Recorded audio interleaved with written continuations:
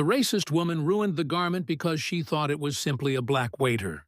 Her rich husband spotted it, and the red wine splashed on the white outfit like blood on fresh snow. Victoria Hartwell watched with malicious pleasure as the young waitress tried to wipe the wetness off her skirt. "Oh, no," Victoria responded with a look of innocence that was too good to be true. Her smile showed off her gorgeous teeth and her bad heart. "It's really bad that individuals like you don't know how to move around in civilized settings." The Boston Annual Charity Gala gathered together the East Coast elite at one of the city's most prestigious hotels. There were Austrian crystals hanging from the ceiling. Each table had orchids that had been brought in from another country, and the soft sound of a string quartet was the perfect background music for the hypocrisy of the upper class. Jasmine Washington was only 24 years old and never thought that taking that extra job as a waitress would put her in the middle of a racial tempest that would change everything. And she was an MBA student at Harvard and needed the extra money to aid her family and pay for her last semester of schooling. She had her natural hair wrapped up in a pretty bun, and she carried trays with the grace of someone who had to deal with a lot of obligations as a child. Victoria Hartwell, on the other hand, was the kind of woman who thought about charity, events, or her own personal catwalk. She was married to real estate billionaire Robert Hartwell and got all the privileges of being born affluent and marrying someone much richer. Her life was a never-ending series of charity dinners, spa days, and shopping sprees that cost more than the annual wages of the whole family. "I'm sorry, ma'am," Jasmine murmured in a calm voice that even shocked her. She bent down to pick up the pieces of glass that Victoria had dropped by accident. "I'll clean it up right away." Victoria spoke loudly, enough to get the attention of surrounding tables. "Don't worry about it. I bet accidents happen a lot when you hire folks like these for big occasions." Victoria's statements were so poisonous that a number of people stopped talking to witness the scene. Some of the people who looked at Jasmine were humiliated, while others were clearly enjoying the free show of public humiliation. Victoria went on to say, with a lot of hand gestures, that you might want to think about hiring more trained specialists for events like this, those who know how to act in polite society without being told. Victoria didn't know that every bad word was being taken in by Jasmine with the calmness of someone who had been through much greater storms. Jasmine grew up on the south side of Chicago with a single mother who worked 3 jobs. She learned early on that real power doesn't shout or react. It watches, learns, and acts at the perfect time. "Of course, ma'am," Jasmine said, her voice calm, which made Victoria frown because she was annoyed that Jasmine wasn't showing any emotion. "I'll make sure that everything is done right." As she walked to the kitchen with the wreckage, Jasmine quietly walked by the main table, where a handsome, gay-haired man watched the whole thing with an unreadable look on his face. For a fleeting second, their eyes met, and he nodded almost imperceptibly, as if he saw something in her that others couldn't. Robert Hartwell has developed a huge real estate business based on one simple concept: watch people when they think no one is watching. And at that point, he saw his wife publicly humiliate. He obviously recognized 2 things about the young working woman: Victoria's genuine nasty nature and the great dignity of the waitress, who stayed calm under pressure. Jasmine eventually let her hands shake a little in the kitchen as she threw away the pieces. She had been just another student attempting to pay the bills 20 minutes earlier. She felt more and more determined now, as if the universe was getting ready for something much more than a simple night's work. No one in that fancy hall could have guessed that the innocent waitress Victoria had just insulted carried secrets that would convert the humiliation into the start of a change that none of them would ever forget. If you've seen things like this happen, and want to know how one night can change the lives of people who think they are better than others, don't forget to subscribe to the channel to follow the story of justice that will show that underestimating people can cost more than any amount of money. Victoria still had more to say. Jasmine came back. The socialite had found her perfect audience, a group of high society women who hung on her every word as if she were telling them the mysteries of the universe. Did you see that? Victoria waved her arms around and spoke in a theatrical tone of anger about how some people think they can just crash our gatherings.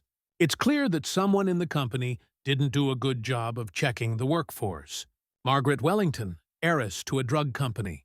Fortune nodded vigorously. You are completely right, my dear. I had to fire a maid just yesterday because she had the nerve to challenge how I clean. These people need to know what their limits are. As soon as Jasmine got back to the main hall, she felt the weight of their stares. Victoria's group had increased, and when she put the glasses back on the table next to her, she could hear bits of their nasty talk. Of course, she came back. She probably really needs this job. Think about it if it were one of our girls, being made to work like this. At least she understands her place and didn't try to argue. Victoria saw Jasmine and raised her voice on purpose. Well, gals, I guess we shouldn't be too hard on them. Not everyone is born with a silver spoon in their mouth and gets a good education, after all. Victoria didn't aware that Jasmine had already graduated from the University of Chicago with a degree in economics before getting into Harvard. That she'd grown up translating court papers for her mother, who worked at night cleaning offices to support her 3 kids on her own. That at 16, she was already in charge of the family's money, and had turned their little savings into a fund that paid for her 2 younger brothers' college. Jasmine finished arranging the table without saying a word, but Margaret chose to add to the public embarrassment. "Dear," she said to Jasmine directly, her voice pouring with a sense of superiority. "Tutti, you know that workers should keep quiet at events, right? They shouldn't draw attention to themselves." "Yes, ma'am," Jasmine said, keeping her eyes on the speaker. "I understand perfectly." Margaret frowned at something in Jasmine's voice. There was a way of speaking and being that didn't fit the stereotype she thought she would find. Victoria saw that her companion was unsure and decided to make the attack stronger. Margaret is correct. Victoria actually got up and walked over to Jasmine with a wicked smirk. "We should probably talk about the right way to do things. You can read, right?" The question was asked with planned malice and loud enough for others at other tables to hear. There was an unpleasant silence in the area around her, and Jasmine felt like dozens of eyes were on her, waiting for her to say something. "Yes, ma'am. I read perfectly well," Jasmine said, her voice still calm and professional. But there was something odd about her eyes. Victoria laughed, and it was a high-pitched, annoying sound.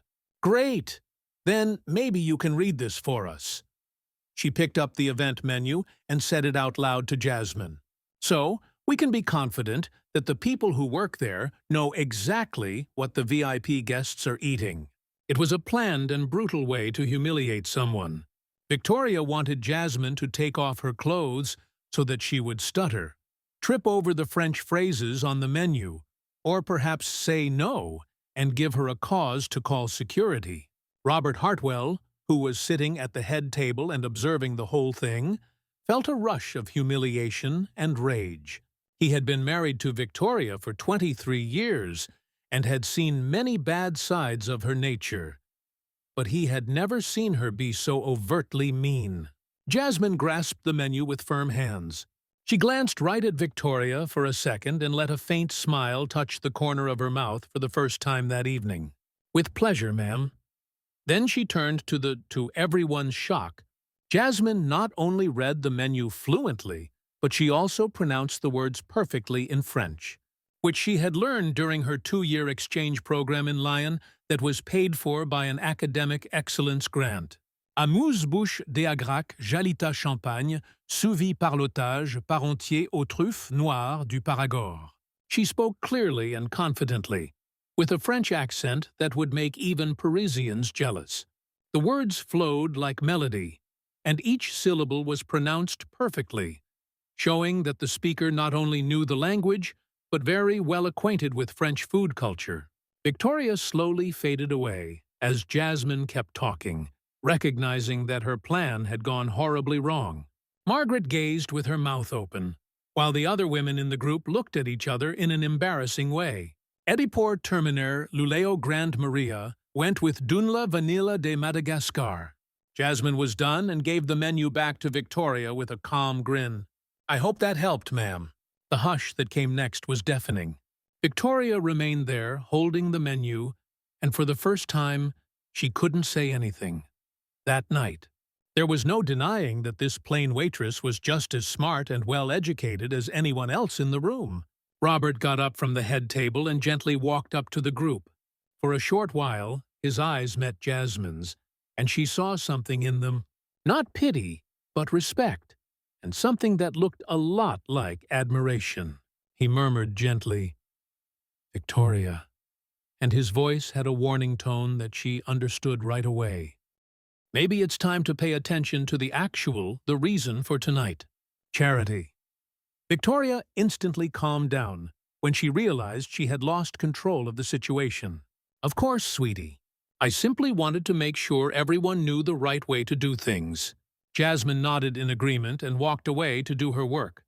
But not before Margaret muttered something to Victoria in a worried voice.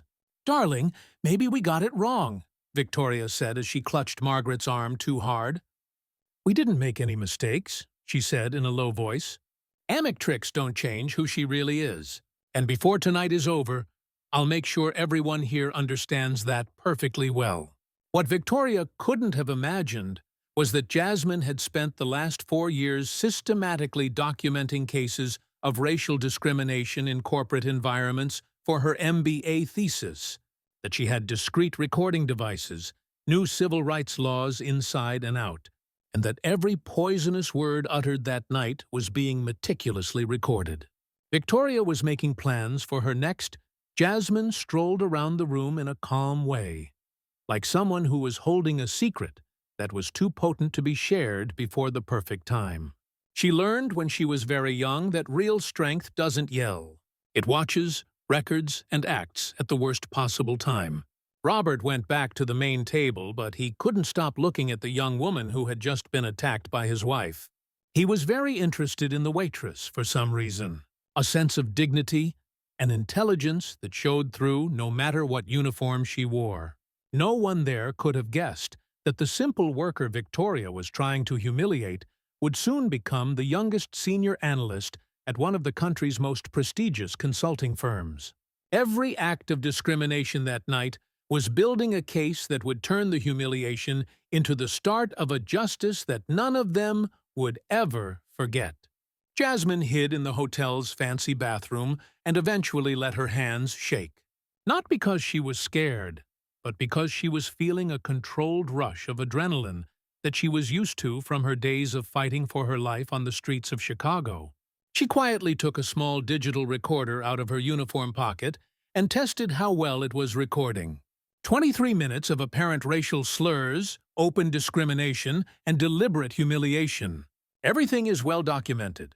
That night had turned into an intellectual goldmine for her MBA thesis on racial microaggressions in high-end corporate settings. But now, Jasmine saw her reflection in the gold-plated mirror and knew that this was much more than just a school research assignment. "Jasmine?" A quiet voice knocked on the door. "Are you all right?" Robert Hartwell was the one. Jasmine knew right away who the voice was that had been talking to the organizers at the event. At first, she thought about ignoring him, but his tone of voice forced her open the door. Robert was alone in the corridor, and the way he held his hands together showed that he was nervous. "I'm sorry for how my wife acted. It was very wrong. What I saw was not right." Jasmine looked at him closely. She had learned over the course of 24 years how to tell the difference between real respect and patronizing pity. She saw something in Robert that she didn't often see in white guys in his position. He felt real guilt and contempt toward his own family. "Mr. Hartwell, I understand why you're worried, but you don't have to feel responsible for what your wife does." Robert firmly said, "Of course I do. 23 years of being married have given. I've had a lot of chances to fix behavior like this, but I've failed every time." "Can I ask you a direct question, Jasmine?" She nodded, interested. "You aren't actually a waiter, are you?" For the first time that night, Jasmine smiled. "Why do you think that?" Your French is better than anyone else's in that room, even professors from well-known universities I know. Robert stopped and said, Your posture, how you speak, how you keep your dignity when you're being attacked. Also, I know smart people when I see them. I have an MBA student at Harvard, Jasmine admitted. I wait tables to help my family and finish school. Robert shut his eyes, plainly taking in how big the problem was. Harvard. Oh my gosh, Jasmine. Victoria attacked a Harvard student just because of their race. Mr. Hartwell, this happens more often than you think. Your wife just spoke out loud what a lot of people think, but don't say. Robert responded, That doesn't make it okay. His voice full with emotion that astonished Jasmine. In actuality, it makes it a lot worse. Can I ask what you study at Harvard? Looking into how systemic discrimination works in businesses. I'm working on a thesis about how discrimination affects the job prospects of minorities. Robert didn't say anything for a long time. May I offer a suggestion, Jasmine? That can sound odd. 15 minutes later, they were sitting in a quiet part of the hotel lobby, away from the event's curious gaze. Robert ordered 2 coffees and talked in a low voice, as if he was plotting something. My business, Hartwell Development, has had a lot of problems with diversity. The board wants real reform, not just cosmetic, especially following some recent events. Jasmine paid close attention, and her intellectual instincts picked up on every little thing. I need someone with your skills to do a full audit of our hiring, promotions, and company culture. Someone who knows how discrimination works in the workplace and how it really happens. That's very nice of you, Mr. Hartwell, but it's not being nice, Jasmine. It's a matter of need and self-interest. My business needs serious change, and it's evident that you have the skills and experience to make it happen. Robert pushed a card across the table. Pay for outside consultation is in line with what professionals like you usually get. You would still have full control over how you do things and what you come to. Jasmine took the card and thought about all the things that may happen. What are you doing? Because I lived with a lady for 23 years and put up with her prejudices. For I started a business that presumably has the same systemic difficulties that you look into. And honestly, after what I saw today, I need to do something that matters to fix the harm my family does in the world. Victoria came into the foyer at that moment to look for her husband. When she saw him talking to Jasmine, her face twisted into a mask of barely hidden rage. Robert, dear, she murmured, walking over to the table with a fake smile. I was looking for you. Why are you here with her? Victoria, I'm giving Jasmine a job as a consultant at the company. The stillness that followed was full of anxiety. Victoria looked back and forth between her husband and Jasmine as if she had just seen her husband cheat on her. You have to be kidding. Victoria laughed, but the sound was high-pitched and shaky. Robert, she's a server.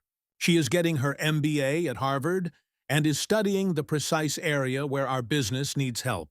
Victoria looked sick. Harvard. Yes, Victoria. The lady you publicly tonight's humiliation is a highly qualified scholar who is working here to support her family. Jasmine watched the couple's interactions with the detached eye of a social behavior researcher. Victoria was plainly shocked, but she was also immediately figuring out how to protect her reputation as much as possible. Robert, even if that's true, we shouldn't act on feelings of guilt without thinking things out.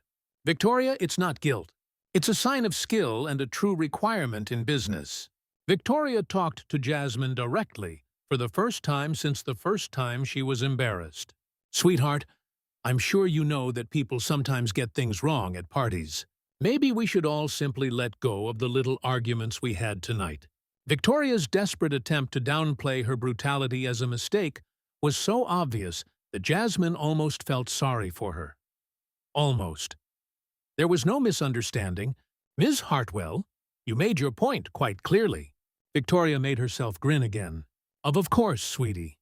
But smart people like you know that social situations can be hard to understand at times. Jasmine actually answered quietly.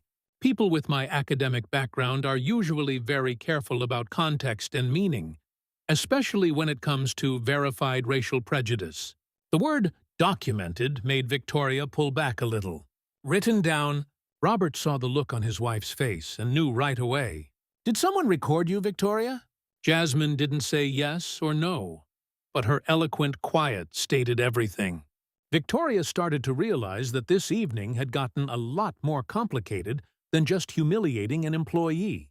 Jasmine Roberts replied, "I will wait for your response to the consulting proposal," as she rose from the table. "Tomorrow, my assistant will get in touch with you to go over the details of the deal." Jasmine could hear the start of a heated argument as the pair walked away. Victoria had figured out too late that she had hit the wrong person at the wrong moment and in the wrong way. Jasmine was back in the bathroom, looked at the recorder again, and smiled. 23 minutes of clear racial discrimination, followed by 15 minutes of a desperate attempt to fix things. This was great for her thesis. It was an unexpected chance for her to make genuine changes at a big corporation that would help her career. But as Jasmine got ready to go back to the dining room and conclude her work for the night, she felt that something much bigger was happening. The shame Victoria had tried to put on her was creating the basis for something that would not just her personal life, but maybe even the culture of the whole firm. Victoria didn't know that she had attacked not only a waitress, but also someone who would become an expert on business discrimination, and now have direct access to her husband's company's internal systems. The irony was delightful, but Jasmine understood that real justice would come from hard effort, changing the system, and seeing results. Jasmine looked in the mirror one last time and realized that tonight was the end of one part of her life, and the start of something altogether different. Victoria had tried to put her in her place, but she didn't know that she was actually giving her a position of power that she would use to make sure that others never had to go through the same shame. The waitress was set to become the advisor, and when that happened, Victoria would find out where she really belonged in a society where skills and character were more important than family connections. 3 weeks later, Victoria Hartwell woke up, had a weird feeling in her tummy. She had 47 missed calls and hundreds of unread texts on her phone. She felt like the ground had opened up beneath her feet as she clicked on the first link Margaret had provided her at 6 a.m. A business executive was accused of racism. The Boston Herald's headline read, "Viral Audio Exposes Boston Elite." Below it was a picture of her at the gallery event, with her look of disgust frozen in time.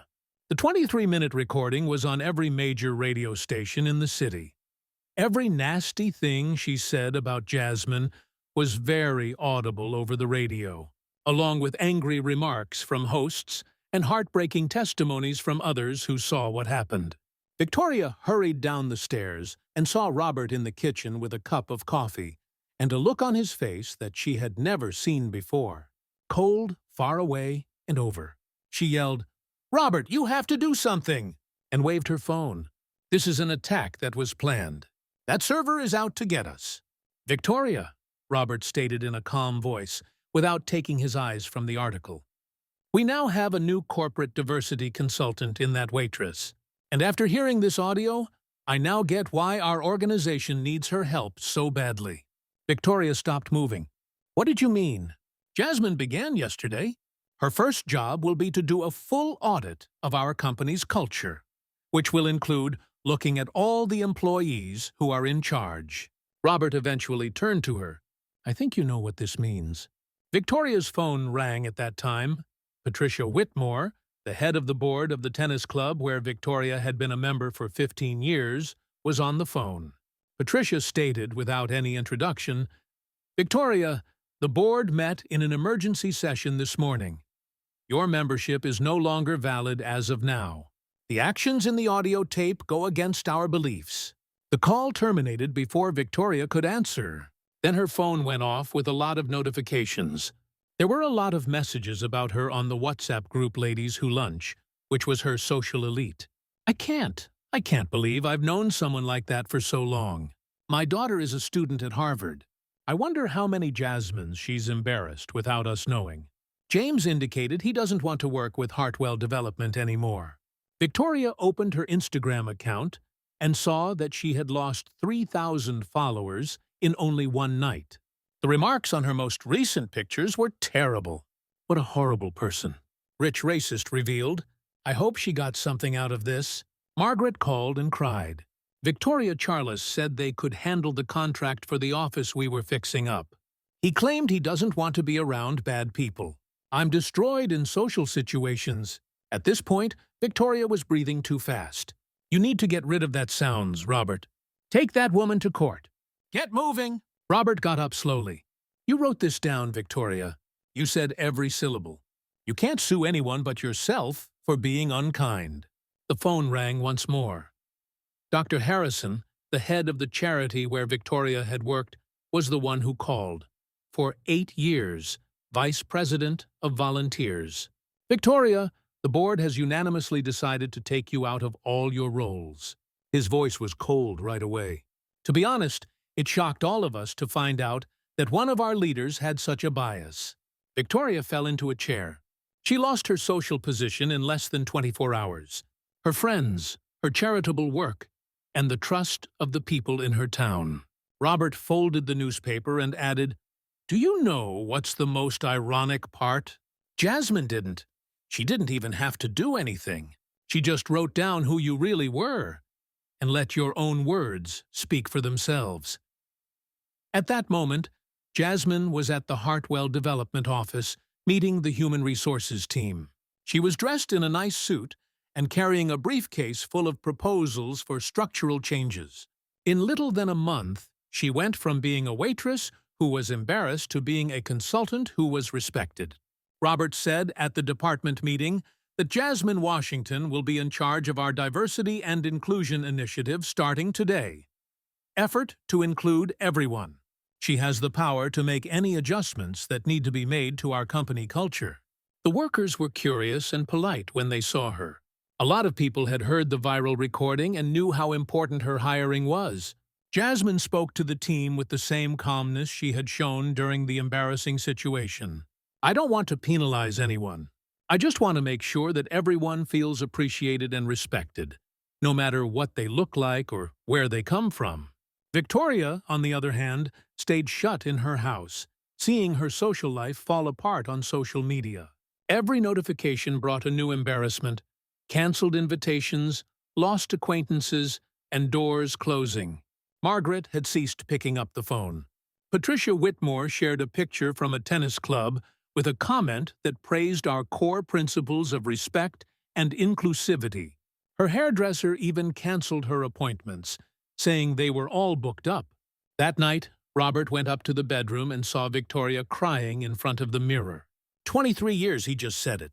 "I lived with this individual for 23 years and acted like I didn't see them." "Can we talk about this, Robert? There was a tremendous misunderstanding."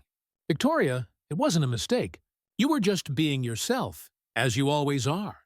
But this time, someone was filming it." He went to the closet and started taking off his clothing. "Tomorrow my lawyers will bring me the divorce paperwork.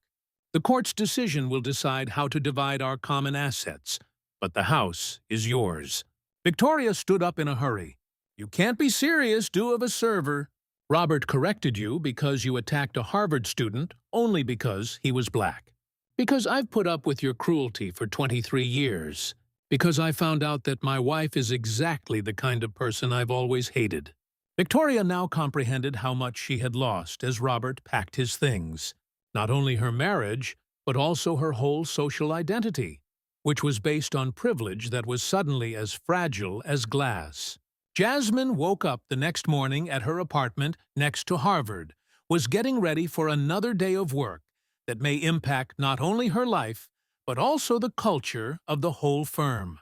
Messages of encouragement from co-workers, instructors, and even strangers who had heard her tale appeared on her phone. What had started as a night of additional labor to pay the bills had transformed into a chance to make real, quantifiable, and enduring changes. And all because a wealthy woman had no idea who she was criticizing.